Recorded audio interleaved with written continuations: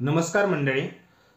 देवेंद्र फडणवीस महाराष्ट्र राज्याचे मुख्यमंत्री आणि गृहमंत्री आज त्यांनी एक स्टेटमेंट केले की मी राज ठाकरे म्हणजे सगळ्यात पहिलं तर तुम्हाला सांगतो, आज राज ठाकरे आणि देवेंद्र फडणवीस यांची 1 तास बैठक झाली. त्यानंतर जेव्हा देवेंद्र फडणवीस यांना प्रश्न विचारण्यात आले तेव्हा त्यांनी सांगितलं की आमची 1 तासात कुठेही राजकीय चर्चा झाली नाही. म्हणजे देवेंद्र फडणवीस नेमकं म्हणजे मीडिया समोर असं बोलताना भरपूर वेळेस आपण ऐकलंय. ज्या वेळेस मागेही राज ठाकरे विधानसभा निवडणुकीच्या आधी राज ठाकरे आणि देवेंद्र फडणवीस यांची जेव्हा भेट झाली तेव्हाही देवेंद्र फडणवीस असंच बोलले होते. ज्यावेळेस एकनाथ शिंदे निघून गेले त्यानंतर देवेंद्र फडणवीसने तर नंतर सांगितलं की मी साडीच्या वेशात बाहेर पडत होतो, म्हणजे लेडीज कॉस्ट्युममध्ये एकनाथ शिंदे यांना भेटण्यासाठी. सो अशा स्टेटमेंट येण्यानंतर म्हणजे त्यावेळेस ते स्टेटमेंट येतात पण त्यानंतर त्याचा अर्थ येतो पुढे. ह्यावरतीच आता देवेंद्र फडणवीस अजूनही म्हणजे त्या पद्धतीने ते वागतायत. आपलं काही घडलंच नाही, राजकीय चर्चा झालीच नाही असं बोलून आणि त्यानंतर म्हणजे हे लिहून घ्या, देवेंद्र फडणवीस 2 महिन्याने परत कुठेतरी उघड होतील की राज ठाकरे यांच्याशी आमचं असं बोलणं झालं होतं.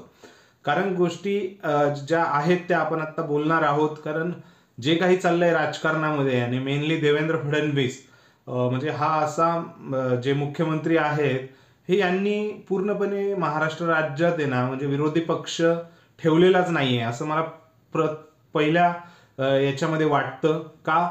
कारण म्हणजे कुठलाही नेता नाहीये की कुठलाही पक्ष नाहीये की ज्याच्याकडे आता देवेंद्र फडणवीस हे ऑफर देऊ शकतात. आणि सगळ्यांनाच माहिती आहे देवेंद्र फडणवीस यांची ऑफर सगळ्यांनाच आहे, येत राहा, इन्कमिंग करत राहा, युती करा, युती करणं शक्य नसेल तर आमच्या पक्षात प्रवेश करा.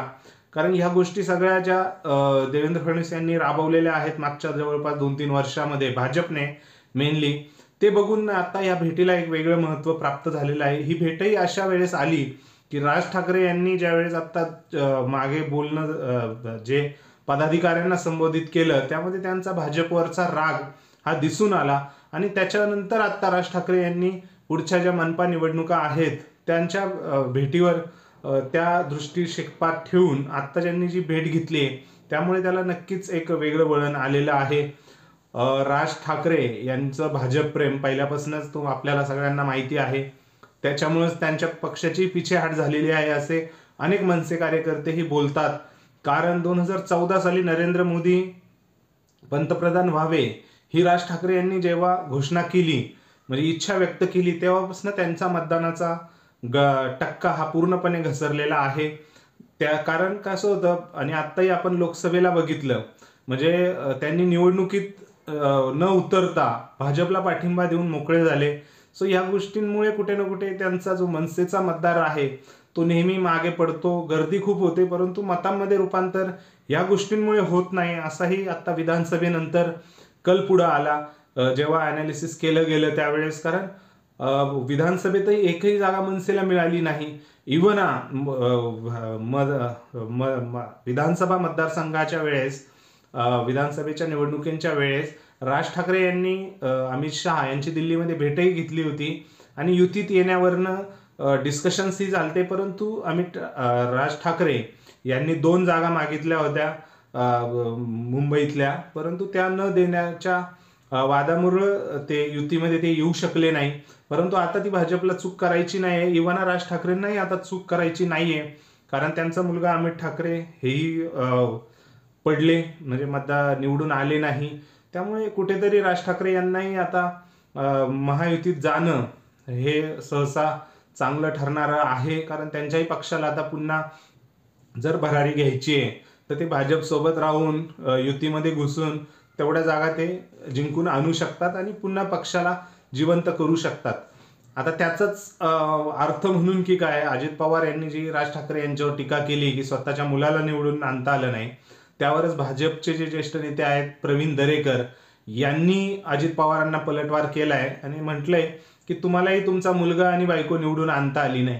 सो हे कुठे ना कुठे भाजपला मनसेला सोबत घ्यायची इच्छा दिसते आणि त्याच पद्धतीने त्यांचे प्रयत्न चालू आहेत. भलेही आता फडणवीस कितीही नाही म्हटले तरी अजून 1-2 दिवसाने 1-2 महिन्याने ते नक्कीच याबाबत बोलतील की आपल्याला पुढे बघायला भेटेल की राज ठाकरे यांचा मनसे पक्ष हा भाजपच्या महायुतीमध्ये समाविष्ट झालेला आहे आणि मेनली मनपाच्या निवडणुकांच्या वेळेसच दिसेल. आणि अजून एक बाब की अमित ठाकरे यांनाही राज्यपाल नियुक्त आमदार घोषित करण्याची म्हणजे केलं जाऊ शकतं, हेही बातम्या या चर्चा रंगलेल्या आहेत. तुम्हाला काय वाटतंय, मेनली मनसे महायुतीत जाईल का, आणि जरी गेली तर नक्कीच राज ठाकरेच्या मनसेला फायदा होईल की नाही होईल, हे तुम्ही कमेंट सेक्शनमध्ये कमेंट करून नक्की कळवा. व्हिडिओ आवडला असल्यास लाईक करा आणि हो, चॅनलला सबस्क्राईब करायला विसरू नका. धन्यवाद.